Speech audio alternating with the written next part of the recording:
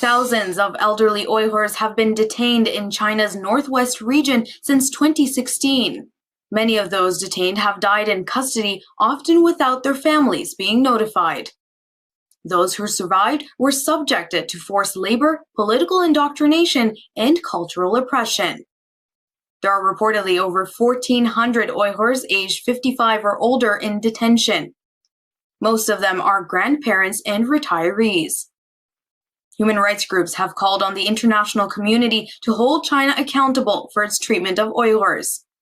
One Uyghur activist told the media thousands of elderly people were being detained for no reason. Rights activists say the people were subjected to endless Communist Party propaganda to eradicate local Uyghur culture.